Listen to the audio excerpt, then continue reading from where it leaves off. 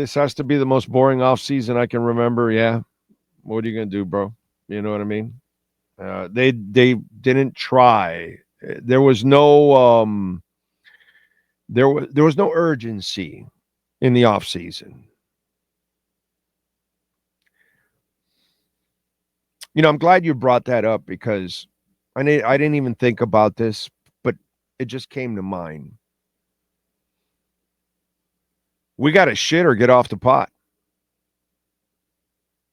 right? Because I got a question for you, Alex. There's a part of me that I'm kind of glad that they've done what they have done. That they did the bare minimum. They got their young draft picks. Like they got young people and a group of young people to turn over the roster. The last thing I wanted was to throw more money into a fire. You know what I'm saying?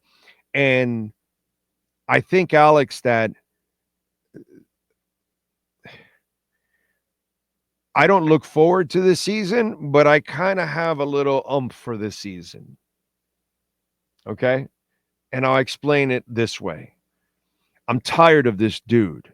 I'm glad you went overboard and didn't mortgage the future and pay for more people and guarantee more contracts in the future and trade future picks. And you did everything to try to load up the team. And then we're all trying to get excited because they bought this player, they bought that player, they traded for this, they got extra picks, all this, that. And then we got freaking Mike McDaniel effing it all up like he already has for 3 straight years. He has shown us complete incompetence. So guess what, dude? I'm glad that they didn't do much. And this puts him in an even more difficult position because he sucks as a coach. And in order you to get out of this hole now, you got to be legendary as a coach because you got to be able to coach your ass off and overcome stuff. That's not who he is. So, Alex, a boring offseason will rid me of Mike McDaniel. And you couldn't fire him after the Colts game because I don't want him around anymore. I don't want anything to do with Mike McDaniel. I'm fucking tired of Mike McDaniel. I think he's useless, bro. Yeah, he's got a great mind to write up some plays, but he doesn't know how to do it. He's like he's a 16-year-old, okay? All right? He's a 16-year-old and through the door, okay? All of a sudden walks in Salma Hayek. Yeah, I know it's statutory rape and all that other shit. I don't care about that. I'm not talking about that, but I'm just saying. And she doesn't know he's 60 because he's 21 or whatever. And she wants to seduce him. And that 16-year-old is going to be taught a brutal lesson by that woman because he can't handle it. He won't be able to handle Salma Hayek and the experience and who she is at this point in her life to where a 16-year-old is. How many times have I told you? It's the same analogy. It's the 16-year-old or 15-year-old that steals their dad's Ferrari and wraps it around a tree. That's who Mike McDaniel is. So why am I going to keep giving him Salma Hayek and he is going to become Newbomb Turk in the Pie Mobile in the front seat?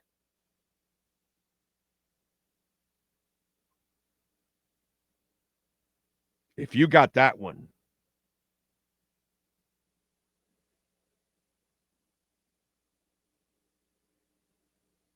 Fran Drescher in the back of the Pie Mobile did not perform.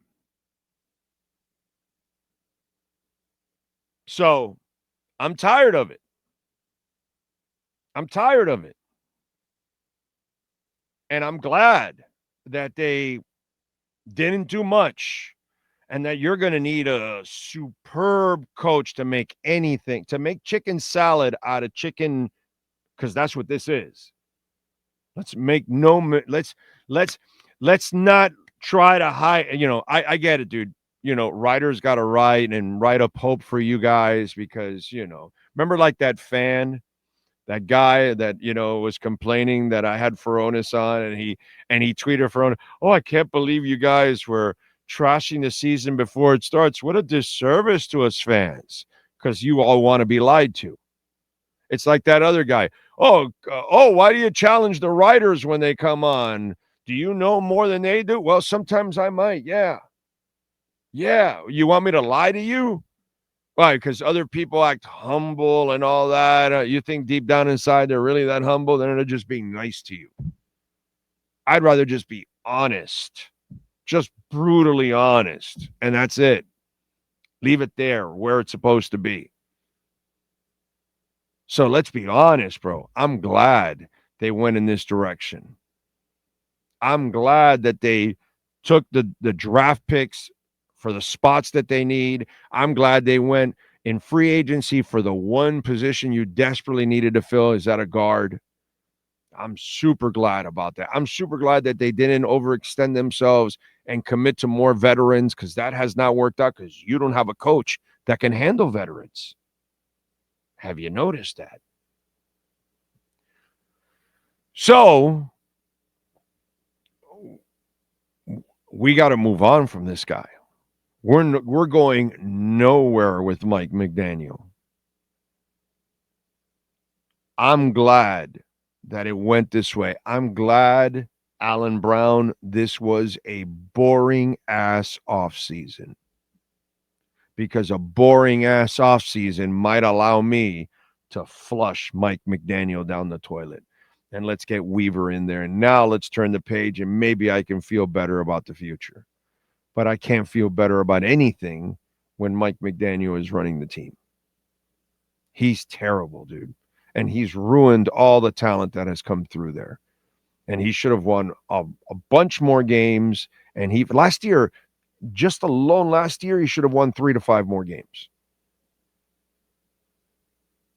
And that's because he's not a good enough coach. So now, because of the boring offseason is it's like Bitcoin. It's the savior. It's the savior. And that's why it's my story, and I'm sticking to it. That they stopped investing in this guy. And what they did was they invested in what they needed, what they thought fundamentally had to become in this offense. More physical at the line, bigger running backs, get a big receiver involved in the Icon kid. And then unfortunately, the Jonnu Smith, well, you got burned because you made a great contract. Hey, you ever notice that Rosenhaus was Ogbaugh's guy, and then Chris Greer got a 2-year deal off his ass for like $9 million or something, like $5 million each or something. He got like 18 sacks in those 2 years. And then he got the other contract, but unfortunately the changing of coaches screwed everything up. But that was a favorable contract. And so now the Jonnu Smith deal was a favorable contract for the Dolphins. But they got burned because the agent was in a terrible position because he negotiated a bad deal. Hey, by the way, what are they saying now about Sealer? Everybody's talking about, he might hold down. Oh, it's a terrible contract. Oh, he's underpaid. By the way, who negotiated that one also? Wasn't it Drew that negotiated Zach? Isn't it Drew that negotiated Zach Sealer also? Can you look that up? I'm pretty sure it might be Zach Sealer that negotiated that. Just saying, no, because he's, everybody talks about he's like the great negotiator.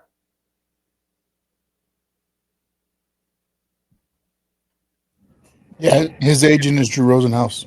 No, I know it's a shitty deal. That's why I know his agent is Drew Rosenhaus.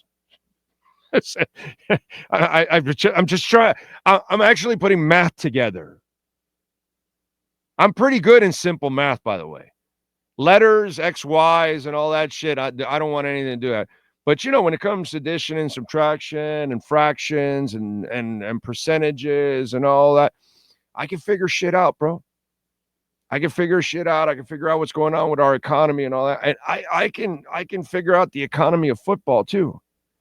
Isn't it interesting how the Dolphins get burned because they out-negotiate Drew Rosenhaus? Okay.